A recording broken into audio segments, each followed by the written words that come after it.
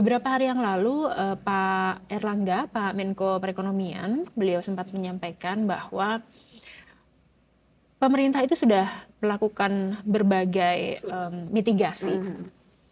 dengan, sejumlah langkah yang sudah dilakukan, nggak hanya pemerintah, melalui juga otoritas fiskal, Yes. melalui juga otoritas moneter, Moneter itu juga. semuanya punya jurus masing-masing, sesuai dengan bidangnya.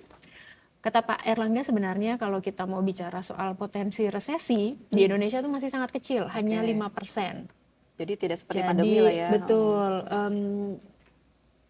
apa ya, pasti ada potensi karena kita tahu dampaknya ke Indonesia mulai dari harga energi, dari harga plastik, kemudian juga turunannya merambat Iya kemana-mana itu betul. pasti ada.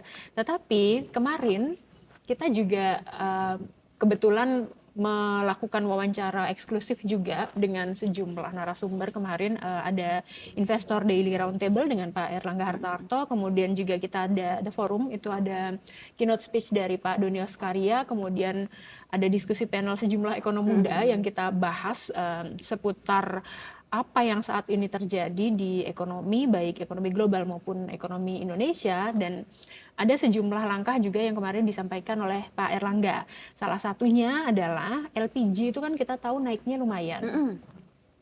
Timnya Bang Clay juga sudah banyak Belanja belusuan, belusuan. mulai dari misalnya agen LPG, karena kita tahu LPG itu yang non subsidi sudah naik, yang 5,5 Iya betul dan betul. Itu 12 kilo.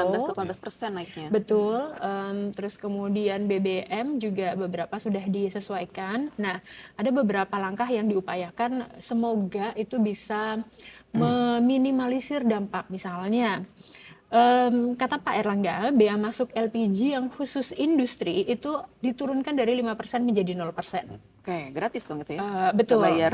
betul. Dan ini mungkin kalau orang-orang, itu kan untuk industri, tetapi jangan salah, ketika ini untuk industri, ini adalah cara untuk mencegah nanti misalnya industri yang ketergantungannya pada LPG tinggi, Oke. itu kan akan ada potensi mereka kenaikan production cost dan ujungnya pilihannya apa? Menaikkan harga jual. Betul betul. Nah,